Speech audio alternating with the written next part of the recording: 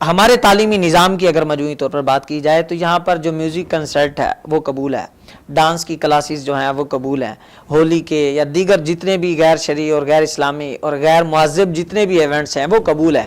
جب بھی دین سے جان چھڑائیں گے، اسلام سے ہٹیں گے، ذلت مقدر بنے گی۔ عزتیں بچانا ہے تو قرآن سے جو ہے نا سبق لیں۔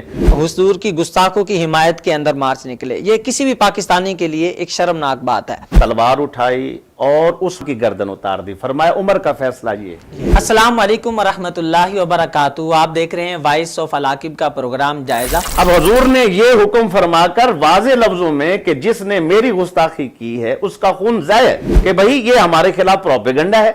ہم جو ہے وہ جو پرنسپل تھی وہ آ کے کھڑی ہوتی، یہ پروپیگنڈا ہے، حقیقت میں کوئی مسئلہ ہے نہیں۔ میں یہ جو نام نہاد ادارے ہیں، میں بذات خود ان کو تعلیمی ادارے نہیں کہتا، میں ان کو کاروباری مراکز کہتا ہوں، کاروباری ادارے کہتا ہوں۔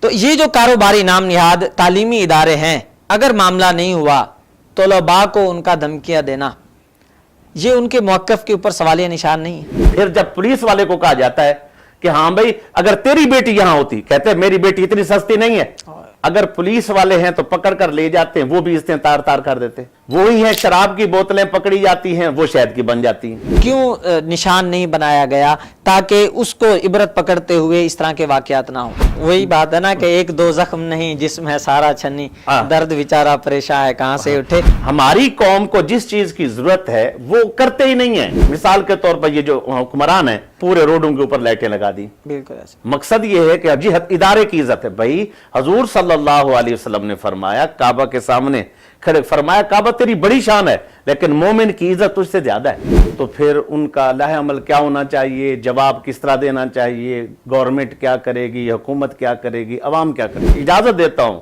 کہ کوئی بندہ بھی میرے خلاف ایف آئی آر کٹوا دے اگر میری بات میں کوئی کمی آ جائے، یہ پروفیسرز کو اجازت ہے۔ مسئلہ یہ ہے کہ مومن کی عزت کو تار تار کیا جائے اور وہ گود پاک نہ رہے جس میں صلاح الدین ایوبی نے آنا ہے۔ وہ کہتے ہیں کہ سیاست بوڑھے مکاراں دے ہاتھ وچ، یہ مکتب ادارے گواراں دے ہاتھ وچ، خدا اس ملک نو سلامتی رکھے، شیشے دا گھر لوہاراں دے ہاتھ وچ۔